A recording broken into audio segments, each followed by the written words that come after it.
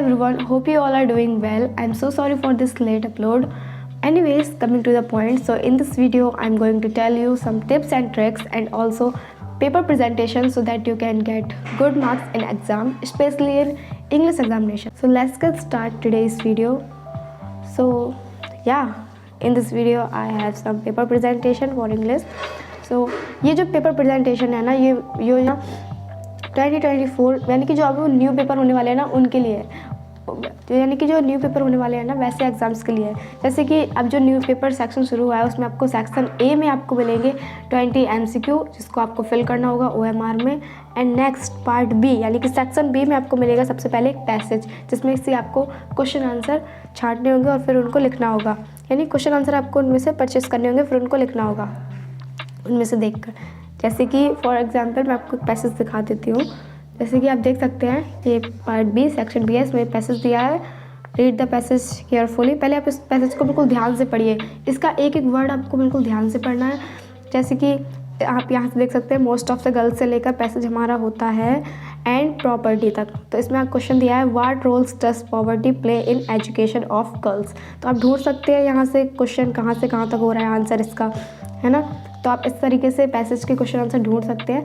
आपको इसको लिखना कैसे है कॉपी में वो मैं आपको दिखाती हूँ। Wait a minute. आप सबसे पहले आप देख सकते हैं फ्रंट पेज से, वैसे ये पेज तो खाली होता है, आप यहाँ से नहीं लिखें तो बढ़िया है, यहाँ से लिखें, बट फिर भी इसमें लाइनिंग है इसलिए मैं आपको यहाँ पर दिखा देती हूँ। देखिए पार्ट बी में सबसे पहले आपको पार्ट बी ये जरूर डालना है और रीडिंग सेक्शन जरूर डालिए, पैसेज डालिए कि आप पैसेज कर रहे हैं, यानी पता कैसे चलेगा कि आप क्या कर रहे हैं। उसके बाद पूरा पैसेज उतारने की ज़रूरत नहीं है, बस मोस्ट ऑफ द गर्ल्स लिखिए डॉट डॉट डॉट और जो उसका एंड वर्ड है वो लिख दीजिए। फिर आंसर नंबर ये बेहतर होगा कि आप यहाँ डालने की बजाय यहाँ डालें, बिकॉज ये मार्जिन होती है और ये वाली मार्जिन होती है ना, इसको खाली रहने दें। बहुत सारे बच्चे इसको करते नहीं हैं, इसको ड्रॉ नहीं करते हैं, वो सोचते हैं इससे नंबर कटेंगे। नो, ऐसा कुछ नहीं होता। आप ये मार्जिन ज़रूर ड्रॉ कीजिए। इससे ये होता है कि आपको आंसर लिखना कहाँ तक है उसकी एक लिमिट हो जाती है। तो आपको आंसर नंबर ये इस सेक्शन से शुरू करना है। आप देख सकते हैं आंसर यहाँ पे बाकायदा लिखा गया है एजुकेटेड तक। फिर आंसर नंबर बी भी आपको ऐसे लिखा दिखेगा, आंसर नंबर सी आपको लिखा दिखेगा, आंसर नंबर डी लिखा दिखेगा, यानी कि पार्ट बी का क्वेश्चन नंबर 1 यहाँ पे फिनिश होता है। तो देख सकते हैं आप यहाँ पे, और जहाँ पे जो इंपॉर्टेंट चीज़ है यानी जो मेन पॉइंट है ना उसको अंडरलाइन कर दीजिए ब्लैक पेन से। देख सकते हैं आप यहाँ पे अंडरलाइन है, अंडरलाइन आप इसको कर सकते हैं। Question number first complete. तो क्वेश्चन नंबर फर्स्ट में सेक्शन बी में आपको मिलेगा पैसेज जो कि कंप्लीट हो चुका है। उसके बाद में आप यहाँ पे लाइन ड्रॉ कर दीजिए जिससे कि एक बॉक्स सा बन जाता है, यानी कि आपका इतने में क्वेश्चन फिनिश हो गया। एंड नेक्स्ट क्वेश्चन में क्वेश्चन नंबर 2 में आपको दिखेगा राइटिंग सेक्शन जिसमें होगा एक लेटर लिखने को। मेक श्योर लेटर हमेशा नेक्स्ट पेज से लिखिए, यानी कि अगले पेज से, जिससे कि लेटर साफ साफ दिखाई दे। यहाँ आधा लेटर, यहाँ आधा दूसरे पेज में, ऐसा मत कीजिए, एक ही पेज में लेटर को फिनिश कीजिए। क्वेश्चन नंबर 2 राइटिंग डालिए, लेटर ऑफ कोर्स से डालिए। एंड लेटर लिखने का तरीका आप देख सकते हैं, यहाँ से शुरू है, यहाँ पे डाला गया है, यहाँ पे आप फ्रॉम से डालिए, फ्रॉम जहाँ से लिख रहे हैं। ज़रूरी नहीं कि आप अपना पता ही डालिए, यानी अपना एड्रेस डालिए। आप चाहें तो एग्जामिनेशन हॉल भी डाल सकते हैं, यहाँ पे अपने सिटी का नेम या फिर XYZ जो भी आपको डालना हो। डियर फ्रेंड, ये लेटर है सिस्टर मैरिज पे, ओके। तो आप लिख सकते हैं यहाँ पे I am quite well and pray to God for your pleasure and happiness with all the members of family. यहाँ से और जैसे आपका इतना हो जाए, ये 3 लाइन तो आपको लिखनी है। द नेक्स्ट इन्फॉर्मेशन हमेशा दूसरी लाइन से लिखिए, थोड़ा पैराग्राफ छोड़ के, जिससे कि एकदम क्लियरली समझ में आएगा। यहाँ पे लाइन नहीं बची थी इसलिए मैंने ओनली नेम डाला है। XYZ डालिए, ज़रूरी नहीं आप अपना नेम ही डालें। मोबाइल नंबर डालिए, एड्रेस डालिए, पर डालिए मत कुछ भी, वहाँ पे कुछ XYZ कुछ भी लिख दीजिए, पर रियल मत डालिए, ओके। और क्वेश्चन नंबर 3 भी आपका राइटिंग का सेक्शन है जिसमें आपको मिलेगा ऐसे लिखने को या फिर रिपोर्ट राइटिंग। तो ऐसे में यहाँ पे दिखा गया है ऐसे लिखना है importance of games and sports पे। हिंट भी आपको मिलती है, हिंट आपको सोचने की ज़रूरत नहीं है, बस आपको अंदर का लिखना है, इसके अंदर का। जैसे कि इंपॉर्टेंस ऑफ गेम में सबसे पहले हेडिंग मैंने इंट्रोडक्शन लिखी, इतना इसको लिखा। और जो राइटिंग यानी जो आपका ऐसे वो आप 100 वर्ड्स में फिनिश कर सकते हैं या 80 वर्ड्स में, मैक्सिमम 100 या 80 वर्ड्स में। ज़रूरी नहीं है कि आप पूरा 7-8 पेज भर के लिखें, नहीं, इतना नहीं लिखा जाता है। इतना हिंदी में होता है, इंग्लिश में सिर्फ इतना ही होता है। इंट्रोडक्शन, नेसेसिटी, और फिर इम्पोर्टेंस डालिए, कंक्लूजन डालिए, एंड ख़त्म। और यहाँ पे मार्जिन मैंने ड्रॉ कर दी जिससे कि पता चले कि इतना क्वेश्चन इतने में हमारा हो गया। क्वेश्चन नंबर 3 में आपको मिलेगा ग्रामर सेक्शन, ओके, जिसमें कि आपको मिलेगा एक इनडायरेक्ट स्पीच, एक passive voice, punctuate, translation, okay. तो इनडायरेक्ट स्पीच में आप क्वेश्चन जैसे कि सेक्शन नंबर बी में आपको क्वेश्चन ये होगा, he said you must work hard to pass. तो क्वेश्चन मत उतारिए, बस डालिए कि आपने क्या किया है।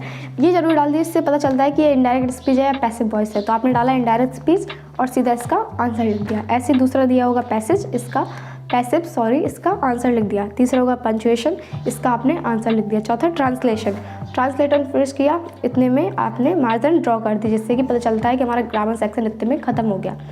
नेक्स्ट क्वेश्चन नंबर 5 जो होगा वो होगा लिटरेचर से, यानी कि इसमें आपको short question, long answer, short questions, long questions दिए होंगे, वो भी लिटरेचर यानी कि प्रोस के। तो क्वेश्चन नंबर ए शॉर्ट था, ऐसे कि आप देख सकते हैं कितने बेहतरीन तरीके से लिखा गया है। इसमें क्वेश्चन नहीं लिखा है, सिर्फ आंसर लिखा है। आंसर नंबर ए जरूर डालिए, इससे पता चलेगा कि आंसर है, कि मतलब आप कौन सा आंसर है, आंसर नंबर ए है, बी है, ये जरूर डालिए। और शॉर्ट आंसर जरूर डाल दीजिए, इससे पता चलता है कि शॉर्ट आंसर है या लॉन्ग आंसर। तो इसमें 4 लाइन यहाँ पे फिनिश हो गई, 4 लाइन में आंसर फिनिश कर दिया, क्योंकि 30 to 40 वर्ड का लिखना होता है शॉर्ट आंसर में। आंसर नंबर बी भी डालिए, इस तरीके से लिखिए मार्जिन ड्रॉ, यानी कि इतने में क्वेश्चन नंबर 5 फिनिश हो गया। तो मार्जिन हमने ड्रॉ कर दी। क्वेश्चन नंबर 6, जिसमें कि आपको मिलेगा लॉन्ग आंसर लिटरेचर का, यानी कि प्रोस का।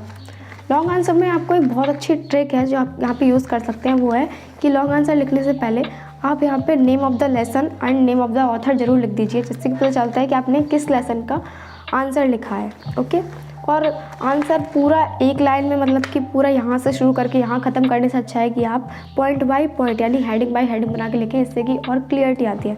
और 60 वर्ड में आता है तो पूरा 2-3 पेज मत भरिए, बस एक ही पेज में फिनिश कर दीजिए। 60 वर्ड में मैक्सिमम हो गया होगा ये लॉन्ग आंसर, यानी 3 हेडिंग सिर्फ लिखिए, इंट्रोडक्शन, बीच में जो भी हो वो, और एंड में कंक्लूजन। इंट्रोडक्शन आप देख सकते हैं यहाँ पे दिया गया है, अ लेटर टू गॉड का लॉन्ग आंसर, यानी कि 3 हेडिंग मैक्सिमम है लॉन्ग आंसर लिखने के लिए। क्वेश्चन नंबर 7, जिसमें कि आएगी पोएम लिखने को, या फिर दूसरा एक और क्वेश्चन आएगा, वो ज़रूरी नहीं है कि आप करें तो ठीक ही है, आप 4 लाइन की पोएम लिख सकते हैं। और पोएम लिखने की एक भी ट्रिक है, जिसमें कि अच्छा रहेगा कि आप पोएम का उसका नेम ऑफ़ द लेसन लिख दें और नेम ऑफ़ द पोएट लिख दें पोएम के। ओके, तो इससे कि पोएम पता चल जाएगी कौन से लेसन की है। और यहाँ पे मार्जिन मैंने ड्रॉ कर दी। नेक्स्ट क्वेश्चन नहीं किया है, अगला क्वेश्चन हमेशा अगले पेज से शुरू करें।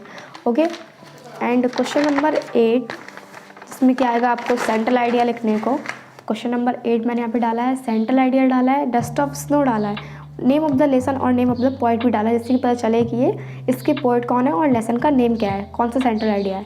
सेंट्रल आइडिया यहाँ पे हेडिंग डाली, इस साइड कुछ मत डालिए, इसी साइड से शुरू करिए। सेंट्रल आइडिया यहाँ पे हेडिंग डाली, सेंट्रल आइडिया लिखा गया है, मार्जिन ड्रॉ। क्वेश्चन नंबर 9 आपको सप्लीमेंट्री का मिलेगा, जिसमें कि आपको एक शॉर्ट आंसर लिखना होगा और एक लॉन्ग आंसर क्वेश्चन 10 में। तो क्वेश्चन नंबर 9 में सप्लीमेंट्री शॉर्ट आंसर मैंने यहाँ पे डाला है ज़रूर से। यहाँ पे आंसर नंबर ए डालिए, कौन सा आप आंसर कर रहे हैं, ए या बी, कोई एक लिखना होगा, अथवा में ऑप्शन होगा तो आप डाल दीजिए। इसके बाद यहाँ पे आंसर लिखा है। और क्वेश्चन नंबर 10 यहाँ पे देखिए, अगर मैंने मार्जिन ड्रॉ किया है तो यहाँ पे फिर बहुत सारी जगह बच जाती है, तो ये वो अच्छा नहीं लगता ना, एक क्वेश्चन के लिए इतना ज़्यादा पेज छोड़ो।